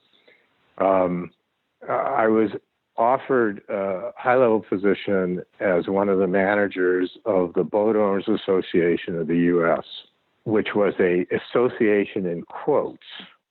I didn't realize at the time it wasn't a real association. It wasn't a nonprofit, although they had a nonprofit arm. What it was a very clever marketing effort that was way ahead of its time to basically focus marketing, targeted marketing, and this layer of basically having the nonprofit type services that you have from an association for its members kind of as an onion skin surrounding the real core of the operation, which was to sell those people stuff. Mm-hmm. In a big way. And it's very successful, and it still exists to this day. Warren Buffett owns it now, and it's part of his Berkshire Hathaway portfolio, and it's very, very successful. At the time, it was also led by two guys, a fellow by the name of Richard Schwartz and a fellow by the name of Dick Ellison, who were marketing geniuses. I had no idea when I took this job. That's what it was. I ran their nonprofit. That's why they brought me in. I ran the part that was supposed to look like an association. But what they were really doing was selling insurance. And what they were really doing was creating this huge boat owner marketing, mail order marketing, and storefronts and all kinds of stuff, run by a guy that was aggressive and obnoxious. Think of a Washington lawyer, politician, heavy set with a cigar in his mouth all the time, typical, movie-esque Washington player, but a genius, a bloody genius, who didn't care about media that much, except for, promoting his association. He made a deal with me that you run the nonprofits and you be one of a number of managers of the onion shell part. And Chuck, if you want to do documentaries, if you can get them funded, if you could do your thing, we don't care. Use us as an umbrella. I don't care about that stuff. I don't even think the man watched TV ever. I was with him only like about 18 months, but I learned a tremendous amount. It was like a second graduate program, but it was in marketing. It was in understanding audiences and understanding how to targeting and things that are we now know, particularly with the internet, we now know are commonplace. These guys were in the forefront of, and I also learned how to work for an aggressive son of a bitch, an outrageous, flamboyant, aggressive son of a bitch who I had to stand up to. And here I am, a 29, 30-year-old kid, with some national reputation by then, and with a PhD and a bunch of graduate degrees, but nothing like these Washington guys. I started building some projects. Some of them end up being produced and mostly on my own after I left. I started developing the projects, and along the way, now we're getting to how I got to Atari. And again, sponsorships were difficult for documentary television, but they were possible, and corporations were starting to think, well, maybe there's more to it than just getting your logo out there and tax benefits for funding PBS programs. So I started searching around. I was really searching around for a project that I was developing two projects, one with the Coast Guard that ended up being produced, and one for PBS I was developing it with the actor Lloyd Bridges before his death. Most of your listeners are going to probably know about his famous sons now, but he had a very popular television series in the 70s, I guess, called Sea Hunt, and it was all about boating and everything. So he was a natural choice, and we were developing that, and I was developing the Coast Guard thing. But I was also interested in computers, and it was the same time that all these computer companies were starting to really make a mark. We had the idea that one of the ways to target this from a marketing sense was to target the shows to kids. Rather than just a general viewing population, why don't we target it to kids? Because kids had the most boating accidents. The most deaths were young people, according to Coast Guard statistics and everything. It's still the case. The most injuries and deaths on the waterways are young people. So I started, how do I sponsor that? Not in the old way, but in a marketing way. What can I offer? What kind of company? What can I offer them to say, look, you give me all this, lots and lots of money, and we'll give you access to this population. I ended up narrowing down to computer companies, which didn't seem like a natural to sponsor boating things, but it actually is, because there's a lot of computer technologies in boats and boating and things like that even then. I had heard about this project that Kodak, who had sponsored other types of boating and outdoor recreational stuff to sell cameras and film, had done with this company that I had never heard of, called Rick Trow Productions in Philadelphia. So I contacted Kodak, and Kodak said, well, we've got this company, Rick Child Productions, that are already doing stuff. That's what we're going to do with kids. So we're not going to fund your project, but Chuck, you ought to go see this because they're doing this with media and assembly at school assemblies. I called Rick Child, introduced myself, and said that Kodak referred me, and I want to see his Kodak show. I never saw it in front of a live audience that I recall. I just went to his studio and saw it in a big soundstage. And, I was underwhelmed. His technology was really old, even at that time. What it was a touring multimedia show with 3 screens of synced slide projectors showing a bunch of nice Kodak moment kind of nature photos and people photos, things like that, with 2 live actors, a boy and a girl, college age, at these school assemblies. And I was, even when I was in high school, I was never impressed with high school assembly programs. And I wasn't impressed with that, but 2 things impressed me that what Rick Child had done. One was he had access to a focused market. How do you get anything into schools? Mm-hmm. He had access. He had been doing it. It doesn't matter that what he was doing wasn't very good. He was doing it. And the second thing was he had a major funder who was making money out of him doing it. Kodak was setting up photo clubs at all these schools that the show toured and selling a bunch of cameras and a lot of film to these kids and their parents. Holy shit. That's it. That's what I had learned from the Boat US guys. That's what you need. Those are some of the pieces you need of the pie. So I went back and I, on the spot, told Rick Child, if I brought you another show, would you do it?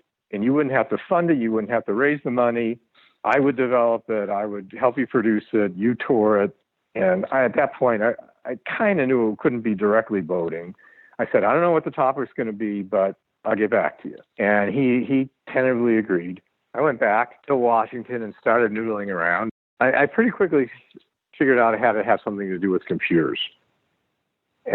And because there was a race to get computers into schools and get computers as part of the educational process, particularly K through 12, and particularly the high school part of K through 12. And companies were struggling to do it. And the major players, Apple wasn't there yet, the major players with small computers were Texas Instruments, who was the most successful at that point. But they were just supplying and selling to high school science labs, scientific calculators and their very expensive early desktop computers and stuff. But it was all science. I ended up having Texas Instruments as a sponsor of a later project, and they're a great company to work with, but they weren't the right ones. Control Data was trying, but their approach was all wrong. Control Data had this approach, which was a proprietary terminal that schools leased with an educational software that they were developing called Plato, after the philosopher Plato. And it stunk. It was really the least, it was like a way to convince kids not to use computers. It was so bad. And plus the whole model, you're going to have to, do you think about it? It was just stupid. Here you go, school districts, lease our computers. You're not going to own them. They're very expensive. You can only use our software. When we get around to developing new product, we'll sort of consult with you in the development, maybe. I mean, it just was the wrong thing. Mm-hmm. I was kind of on my way to pitch TI, and when I read an article about Atari's problems, Atari had hit the market really strong, fast, grew very, very fast, and got into trouble because their, I don't remember exact details, but their product wasn't really that good. And in addition to that, their ability to, unlike Nintendo that could develop new games and develop better and better and more compelling games with more and more detail, Atari was struggling to do that. So what did the board of Atari do when they were really in trouble? They hired a very flashy executive from the fashion industry, of all places, a guy by the name of Ray Kazar, who knew, from what I know, and this is just my impression and memory, and I could be totally wrong, knew nothing about computers. Well, Ray Kazar was an aggressive, flamboyant, just character. You couldn't make a guy up like this. I mean, he was just really something. But I saw some similarities, at least in his personality and some of his history, with the guy I was working for at Boat US.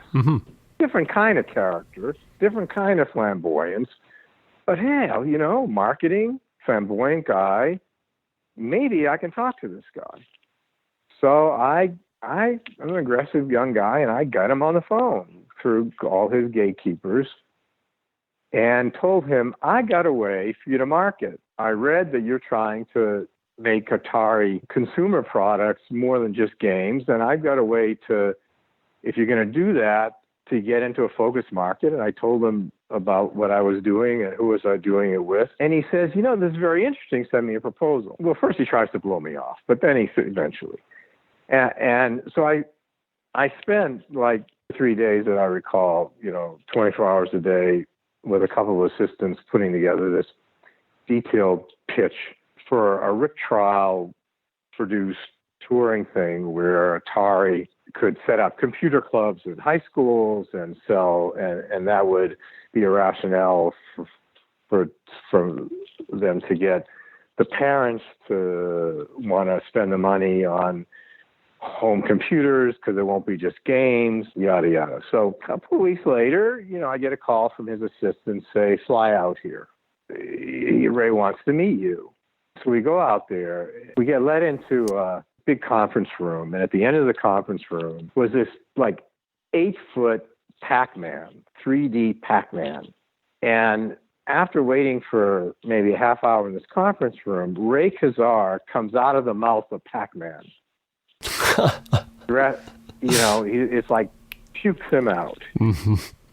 There's a private door to his office, apparently, through this Pac-Man. I remember he's wearing this shimmering silver 3-piece suit with a bright pink tie and pocket handkerchiefs and he's like everything I pictured he would be. And he sits down, he looks at me, and I had Rick Trout with me, but we had agreed that it was my deal, I would take the lead. And he looks at me and says, this is a really audacious proposal. What makes you think we're going to give you, I don't remember the exact numbers, but it's about $1.5 million to produce it and tour it for the first year and to do this. And so I gave him a little pitch, and he was going to blow me off. What did I have to lose? So I said, Mr. Kazar, bottom line is, if you don't do this, you're out of business. You're toast in 6 months. I've been looking at Texas Instruments. I've been looking at others. You're toast in 6 months. And he was quiet for a while and looked up at me, and he says, you're one of the most obnoxious young men I've ever met. And I basically said, takes one to know one. and he said, so you want me to give you $1.5 million or whatever it was? And I said, absolutely. And he says, but you'll do it for $1 million too. And I said, absolutely. But you have to actually have educational software by the time it works, by the time we launch the show. Otherwise, what do you have to sell? And he says, you let me worry about that. We're Atari. You let me worry about that. You go just produce this show, and it damn well better be what you claim it is in all these papers, in this proposal. And I said, so we got a deal. And he says, we got a deal, and I'll get out of here before I change my mind. And he goes back through the mouth of Pac-Man. And then we just kind of look at each other in awe. And then next thing I know, his executive assistant takes us down to the legal department, and we really have a deal. And we spent a day, dealing up contracts, and we flew back, and now I got to actually create and produce this show, hoping that Atari could actually have a product more than just games. So we produced the show. We brought in another company. It was a cinematographer out of New York with a film company that had done a bunch of educational media for kids. I think his name was Ralph Applebaum Productions. Yeah, I think that's what it was. But actually, he directed it, and so I developed the show and kept checking in with Atari, and you got to actually have a product. And we decided that we had enough money. It's a lot more money than Rick Trout Productions ever had for a single project. So I said, we just can't just do slideshows. So we actually focused on creating this show, which were 3 16-millimeter films that would play in sync and with the same model that Trout had toured with this college kids, a boy and a girl, actors on the stage, integrated with the show. And it was kind of cool. And it presented some production problems. There was a much higher, more complicated media production and display technology than Trout Productions had ever done. So we were all focused on making that happen. And every once in a while, every couple of weeks, I check in with our contacts at Atari. Well, where are you with the software? Yeah, don't worry about it. The whole thing only works is that the punchline of the assembly show is that you demo these, how great it's not just for games and it's for education. And then we set up computer lab in the school and blah, blah, blah. Yeah, we know. So we're getting close to the tour, and they send us the first complement of these new Atari, I don't know whether they call them workstations yet, but whatever they were calling them. Mm-hmm. And they didn't work. They didn't work. So when we actually launched the show and put it out for test tour, we did, if you read about what Jobs did with the early Apple, when he launched the early Macintosh computers to these big crowds, we did the same thing he had mentioned doing. We faked it. We're media guys. We faked it. It was a total lie. The actors were manipulating the controls and the other stuff, but it can only do very limited things, because you can't, if you're faking it, you have to fake it very narrowly. And it wasn't until months and months later they got any of it to work. And by then, Atari was in trouble for other reasons. Mm-hmm. Texas Instruments had finally got off its butt and started thinking, I like to think it was because they saw what I was doing, but they could have come up to this on their own, that, hey, we got to not just do, sell computers, science calculators and stuff to schools. We got to actually have real software. And they were far and away, because they had been working on it a long time, able to do that. And then IBM was getting into it following Texas, and they just wiped out Atari. Sure. All those factors. But your show ran for how many, like one school year? Is that or so? Is that one right? school year, and I think part of a second. Mm-hmm. Okay. But by then, I had already moved on. I had started making overtures to Texas Instruments, which ended up partnering with me and a technology company called GTE to have funded my creating a primetime 3-part special with a lot of computers and stuff called Future Probe, with a live actor story, and it was hosted by Peter Graves and all that stuff at Texas Instruments, and actually worked. Not only did Texas Instruments stuff work, but they actually had people with me through the entire production process. So everything we showed on the screen was real, and mm-hmm. It worked. And they made sure it worked. And that's the story. And I never met Ray Kassar again. I never met or talked with or did any other project with the trial people. And I had lots of other projects that grew out of all this. And I was eventually did a number of very large PBS series. And then as cable came into their own and people were actually funding nonfiction television, documentary television, and A&E had started, and A&E's Learning Channel had started, and Discovery Channel had started, and I went all in that direction, and had a career of some, 35 years. Excellent. All right. Can I throw a bunch of questions at you? Mm-hmm. Okay. So this movie seems to be gone. The script seems to be lost forever. So do you remember anything about what was in this 30-minute film? What was the major, what was it doing? Yeah, I tried, and I actually, after our preliminary conversation a week ago, I looked into my files, and I don't have any of that. Okay.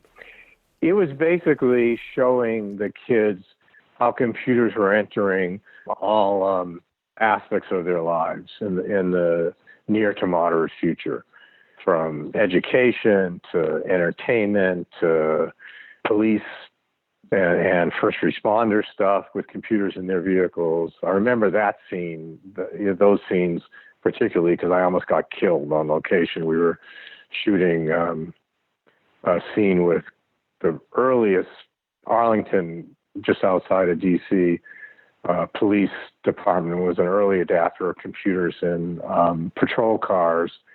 And we were doing a scene of that, a mock-up scene of a police woman, I remember it was a woman, in a patrol car, pulling somebody over. It was a whole scene, and checking their ID on a police computer to give them a speeding ticket or whatever. And we were in the median of a big highway around D.C., but we weren't a big enough production to close down the highway. And I wasn't paying attention and we were in the median, walked into the fast lane and almost got hit by a car. So that scene I remember. I also showed it in science investigation and stuff like that. So did the actors interact with the film? I mean, was there like gaps for the actors to say things to the screen, perhaps? Not gaps. Mm-hmm. Not gaps. The scenes would move from one screen to the other. So it would, and that was kind of cool, difficult to produce at the time. And the films had to be synced. It was shot in 16 millimeter, and it was before video projection, so it had to be played on 16 millimeter. So there had to be these, sync technology. So you'd have some action going, like picture a high school stage with 3 big screens. I believe it's actually 2. What I've read, it's this was a 2-screen production. Oh, it was 2-screen production. Yeah. Okay. And it was big screens, and then the action would move from one screen to the other and back to the other. And then the actors had memorized the script and the lines and everything, so it was like they were bringing the action onto the stage. And the screens would become background roll when the action was on the stage, and then they would kind of like talk to the actors that were on the screen. And at the timing had to be really well synced. So these kids had to practice. You mentioned the other day in our pre-interview about, you said some interesting stuff about problems with the kids canoodling and then breaking up and then quitting. Can you kind of repeat that? Yeah, well, canoodling is that was one of the problems. I mean, if you think about it, put yourself in these kids' position. You're an undergraduate, probably a drama major. Knows nothing about computers or anything, but you're an attractive kid. You're matched up with another actor of the opposite sex who you may or may not know, who may or may not be from your same college or university. You're given this intense boot camp training to be able to do all this and set up all this technology, let alone run the script and run through this whole thing. Then you're sent out on the road pretty much without supervision, given a map and a schedule, and go to it and check in with us by phone every couple of days. and enough of a stipend or allowance or whatever to pay for your expenses while you're on the road, but you don't really get paid till you finish the tour. And a lot of them quit in the middle. And so we had to have standby teams that would fly out and pick up the van and pick up the schedule. And so somebody would get sick, somebody would, have some kind of, you say, canoodling, and then decide they don't really care for each other. I mean, the strains of being on the road as a young couple, doing all this stuff day in and day out with only one day off a week and not being paid really had to be kind of tough. Mm-hmm. I wouldn't have done it.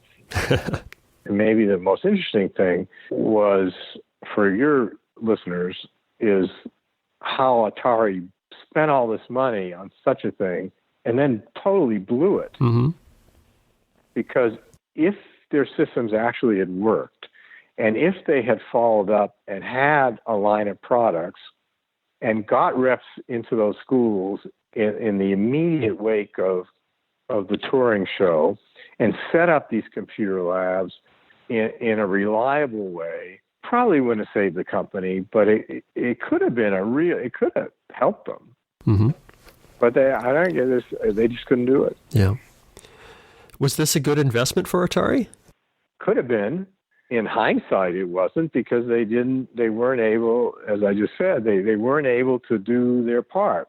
It didn't take just money. It wasn't something you can throw $1 million, $1.5 million at and just have it work. You had to have the product. You had to have the follow through. You had to have other marketing. That's what TI was doing and eventually did in schools. That's what IBM eventually did in schools. That's what Apple eventually did in schools. That's what I learned back with the Boat US guys that were so incredibly successful, because they came through. Yes, they were selling insurance, and it was basically a vehicle to sell insurance, to sell boat parts, to sell boating publications, to sell a bunch of other stuff. But the other stuff they were doing were real. They really were advocating for boating safety. They really were doing some non-profitist research on boating accidents. They really were helping their members when their members got into legal scrapes with their boats overseas. They were. It was real. They were delivering product in the broadest sense of the word, and the product kept getting better and better. Warren Buffett doesn't buy things that don't work. Atari didn't do any of that. They had this opportunity, and maybe Ray Kazar thought $1 million, $1.5 million was chump change. He had nothing to lose. I don't know. Did you ever hear back from Atari after this thing was done? Did you hear whether they were happy or anything? Nope. No, and that was partly my doing. I just wasn't that interested. When I saw it wasn't going to work in the long term, and therefore I wasn't going to get, I got paid, but I wasn't going to get the back end royalties. Us television and film people, we work for front end money and back end royalties, and the back end royalties are really the lion's share of what you're going to make as far as return on investment. What you learn real fast is if the back end royalties aren't happening, you move to the next project. Because that's where, that's how you raise your family and pay your bills. I mean, you can't make enough in the television production model that still exists today from just what you make front end as a producer on the creative side. It goes for actors too, to a certain extent, but on the creative side, those of us behind the cameras, if you will, that write and produce and direct and develop this stuff, we don't do it for the front end. We're not going to do it without the front end, but we don't do it for the front end. We do it for the back end. We do it for a piece of the action, for the royalties. And if you build up enough royalties and enough shows that last long enough, you end up being able to retire nicely, like I have, after the final count was something like 67 projects that I produced in my career. Mm-hmm.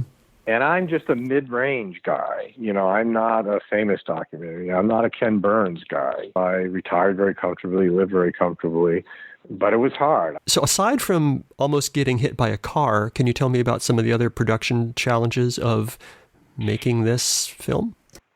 Yeah, the biggest production challenge, you have to remember that all productions, all filming is produced non-sequentially, no matter what you're doing. If you have like 24 locations, you produce all the scenes in and around each location at a time before you move to the next location. So you're dealing with, even when you're dealing with a story, you're telling a visual story, you're producing it non-sequentially, but you have to keep the story sequence in your head. That's hard enough as it is. But if you're doing a story sequence that has to jump from screen to screen to stage to screen to screen to stage, that all has to be kept in your head. And not just one person's head, but a team of people's head. Mm-hmm. And the movie that I'm seeing in my head has to be the same movie that my assistant director's seeing in my head, and the script girl is seeing in her head, and the gaffer's seeing, and the cinematographer, the guy running the camera is seeing. And that is difficult in the best of circumstances. What I remember from this particular one was it was next to impossible, because you're dealing with such a complicated presentation concept that to get it right was infuriatingly difficult. If you end up missing a piece, you have to rebuild the whole thing, because you can't go back. Yeah. You can't reshoot, 1,000 miles away on one location and somebody realizes, oh shit, when the car passes and the cop's looking at the computer or whatever, and the car passes, well, the camera was on the wrong side, and we crossed the line, the visual line. In filmmaking, you can't cross the line or you have a jarring cut. We got to fix it. Nowadays, it's easier. Now with nonlinear editing, which didn't exist in those days, you can cover up errors like that. When we were in linear production, you had to have that all in your head, because there's no going back. And so obviously, whatever errors got in there had to be written around and edited around. So you're constantly kind of rewriting the script, rewriting the story to fix the screw-ups that you realized you did a week ago. That's the challenge. And that convinced me never to do that again. So with two cameras or two screens and the live actors and just keeping all that folded together was particularly tricky, seems like. Yeah, and it's not two cameras. It's still shot with one camera. Mm-hmm. It's just displayed on two screens, shot from different angles and moving across and things like that. What haven't I asked you about this project that I should have? Good question. I think I've already said the main punchline for me is that there are companies that got it right. And as a result, we do have the ability. I mean, we're all suffering through these horrendous times we're in right now. And just the COVID-19 part of it, kids are still able to have education, and it's easy now. The infrastructure and technologies pretty well exist for most school districts and most school kids of different grades, and certainly, post-secondary school kids, to take their classes online, to have online education tools and education platforms that for the most part work and for the most part are compelling. That all is rooted in those early competition to get computers in schools, and how you're going to do that, and how's it going to work, and how do you convince educators and teachers that may not be computer literate to go that route, long before we were forced to do it. The educational system was forced into that direction anyway before COVID-19, because economically, brick and mortar classroom education doesn't work effectively. And so we're lucky. We're lucky that these early computer companies, I'm sorry I'm going to say it, forget about Atari. Their motivations were wrong, their approach was wrong, the company was wrong in this regard. But IBM, Apple, Texas Instruments, even Control Data, the program wasn't very good, but their direction was in the right place. Their heads and hearts were in the right place. They just were struggling to come up with the right solutions. We're very fortunate. Kids are still online getting classes right now, even though we all have to stay at home so we don't die of a pandemic. Mm-hmm. I think that's a major lesson in all this. And did Atari play a part in it? With this project? Yeah, I guess. A little bit, maybe. Maybe, I don't know this, but maybe some of those dozens and dozens or hundreds, I don't know how many there were, schools that this show went to when it ran, even though Atari couldn't deliver, when IBM and Texas Instruments and others came around to those same schools, those teachers and those administrators had their interest perked and were more receptive, saying, yeah, maybe we do need a computer lab. Maybe we do need computers in the classroom, mm-hmm. or now what we come to call smart classrooms. So maybe they contributed inadvertently to, very fortunately, build what we desperately need now. Mm-hmm. Good answer. One article I read said that the show was booked a year in advance and would visit 2,000 schools in 1983.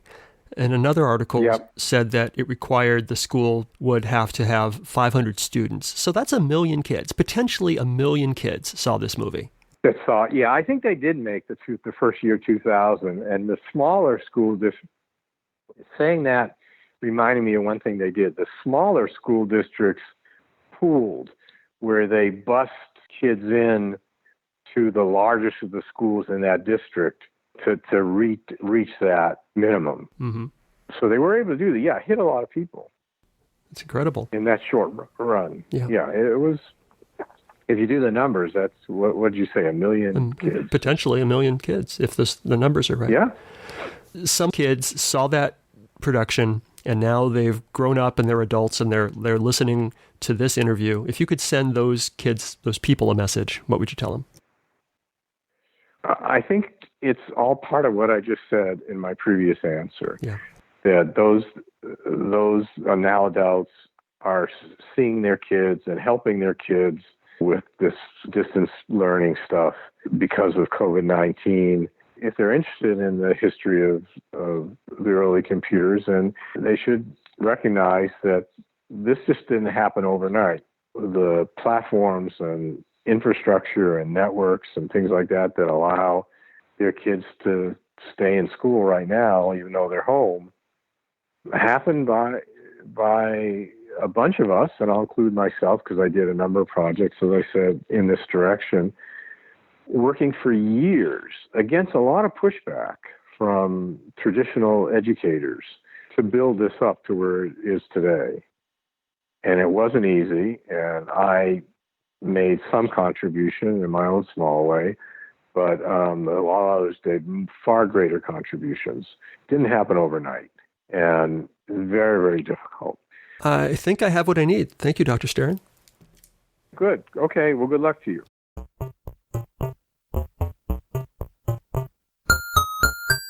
The interview with Veronica Wiseman took place on October 23rd, 2020.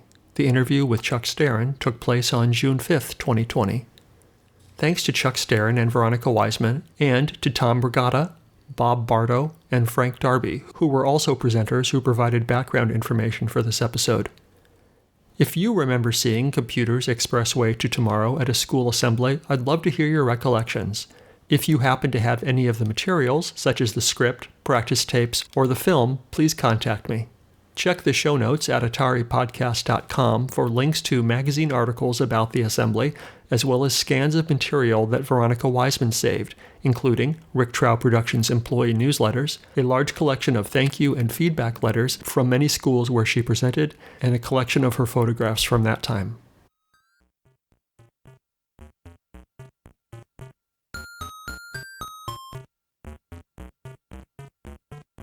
If you enjoy these interviews and would like to contribute, make a tax-deductible contribution to the Internet Archive, a nonprofit digital library that has done incredible things to preserve computer history. Make your tax-deductible contribution at archive.org/donate. Thanks.